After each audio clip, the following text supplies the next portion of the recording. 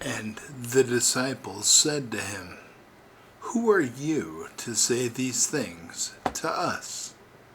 And Jesus said to them, "You do not understand who I am from what I say to you. You have become like the Jews, for they love the tree but hate its fruit, or they love the fruit but hate the tree." The Gospel of Thomas, saying 43. And friends, I'd like to share a short story with you based on this teaching from Jesus Christ. In the heart of a bustling city lived a young man named Caleb. His life was a blur of meetings, phone calls, scrolling feeds, and chasing whatever promise of success came next. People admired him.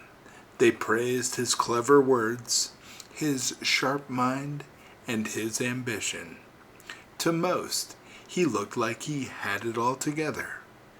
But when Caleb lay awake at night, staring at the glow of his phone long after midnight, he felt a hollowness he couldn't escape.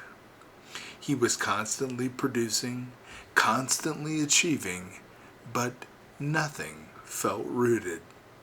His success was fruit without a tree, sweet for a moment, but gone as soon as it was tasted.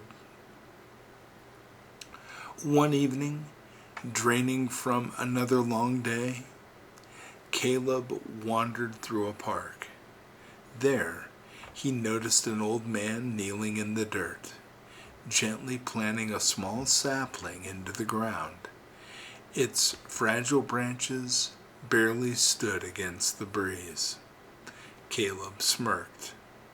"Why waste your time on that? You'll be gone long before it ever grows tall enough to give shade or fruit." The old man looked up, his eyes calm and steady. He spoke softly, but his words carried a weight that silenced the noise in Caleb's head. "You want fruit without a tree? You want shade without years of growth? You want wisdom without the struggle of roots?"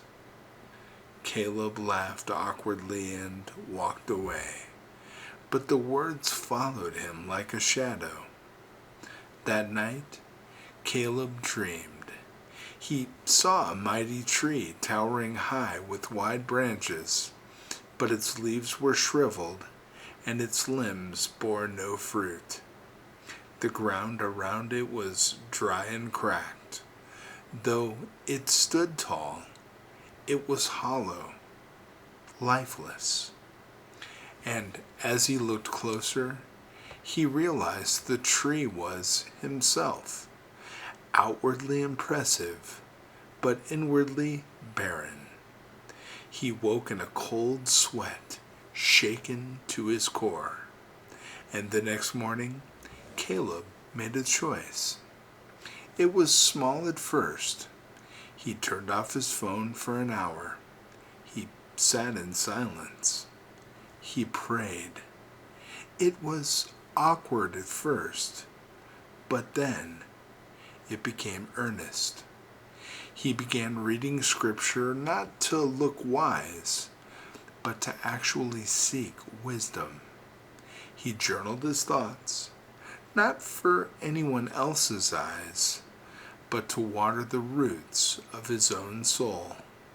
And each day, he practiced slowing down, planting unseen seeds. Now, it wasn't glamorous. No one praised him for it. But gradually, something inside him changed. Months passed. Caleb's friends noticed something different. He spoke less, but when he did, his words carried weight. He no longer rushed into every argument online or chased every fleeting opportunity. Instead, he listened. He offered peace instead of pressure. He became like a tree of shade in the middle of a scorching city.